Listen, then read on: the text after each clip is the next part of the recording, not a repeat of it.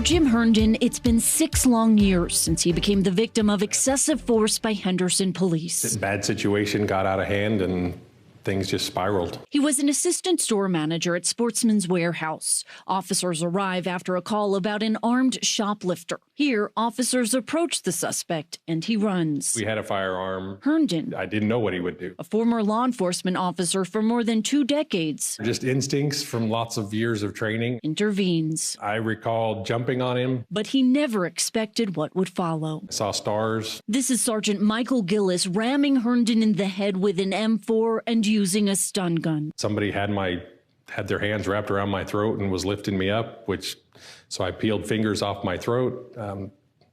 Got hit a few more times in the face. He says he suffered multiple injuries, including a concussion, and he has permanent nerve damage and some memory loss. But there's one moment he can recall after the incident. They kind of chuckled and said, "Hey, we must have mistaken you for the bad guy." And it was really at that moment that I felt like, well, they're all standing out here getting their story straight. He later reached out to the City of Henderson To even do the complaint and do the follow-up with that. I mean, they don't make it easy at all. In 2021, attorney Marjorie Huff filed a lawsuit against the city, Sergeant Gillis, and 5 other officers. It was very clear to me that, number one, the police had no plan, that they escalated the situation to a point that it did not need to escalate. It was safer to have more people.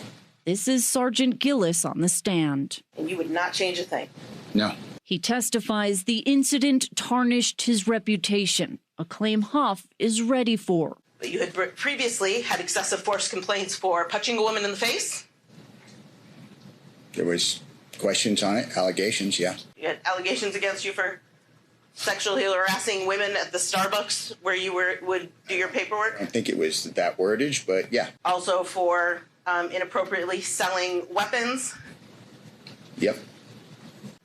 Voiding traffic tickets for friends and family. Yes, I did that. 5 to 10 inquiries about using excessive force by Internal Affairs. Sounds probably right.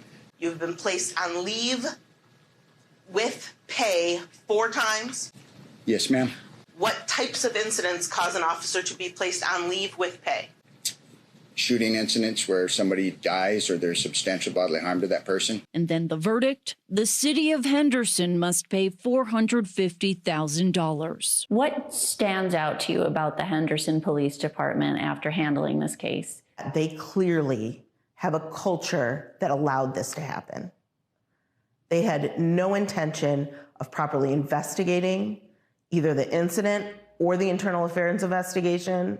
The whole thing was just a big rubber stamp. We're just going to say they did the right thing. It was never about money. It was about accountability. My only hope is that it's enough that it will make Henderson change their ways, and I worry about that. He says the video shows the moment his life changed forever. Yeah, I wouldn't change a thing. Well, that's why we keep coming out with big judgments and settlements against the cops, because until that mentality changes and you actually show some regret or remorse for a mistake to a normal, ordinary citizen who was actually trying to help, I mean, you guys are dumbasses. Get some better training. And again, hey, they take care of each other, and that comes first over taking care of a normal citizen that they, admittedly, accidentally, injured, but there's a certain viciousness and level of violence that comes with this. That's the point. That's got to stop. They got to learn to communicate and just be better. Everybody has to be better at their jobs in this day and age. Why can't the cops? Let us know what you think in the comments below. And while you're down there, please like and subscribe. Thanks again for watching.